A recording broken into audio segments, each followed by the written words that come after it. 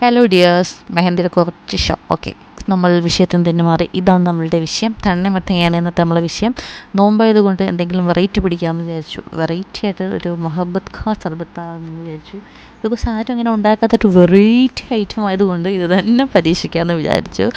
So ഒരുപാട് മെനക്കെടുന്നത് എനിക്കിഷ്ടമല്ല. So എൻ്റെ ഫ്രസ്ട്രേഷനും കാര്യങ്ങളും ഞാനിപ്പോൾ കുറച്ച് കാലമായിട്ട് ഞാൻ തീർക്കുന്നത് ഇതുപോലൊരു തണ്ണിമത്തങ്ങ എടുക്കുക, ഇങ്ങനെ അരിയുക, പിന്നെ അതിനെ അരിഞ്ഞ് പഞ്ചറാക്കുക. അങ്ങനെയാണ് ഞാൻ ആനന്ദം കണ്ടെത്തിക്കൊണ്ടിരിക്കുന്നത്.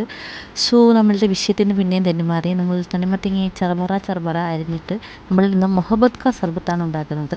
ഇന്ന് ഉണ്ടാക്കി കൊടുത്തപ്പോൾ എൻ്റെ ഹസ്ബൻഡ്, എൻ്റെ സ്നേഹിതയായ ഭർത്താവ് പറഞ്ഞു, മൊഹബത്ത് ഖാ സർബത്തിൽ മൊഹബത്ത് ഇല്ലാതെയാണ് ഞാൻ സർബത്ത് കലക്കി പുള്ളിക്ക് കൊടുത്തതെന്നാണ് പുള്ളി പറയുന്നത്.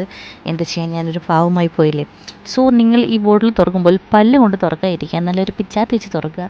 അനുഭവം ഗുരു. അല്ലെങ്കിൽ പല്ലിൻ്റെ കാര്യത്തിൽ വളരെ പെട്ടെന്ന് തന്നെ തീരുമാനമാവും. സോ പരിപാടി നമ്മൾ കഴിഞ്ഞിട്ടുണ്ട്. കുറച്ച് സർബത്ത് വയ്ക്കുക, പാല്, കശകശ, പഞ്ചസാര, തണ്ണിമത്തങ്ങ, ഇതാണ് പരിപാടി.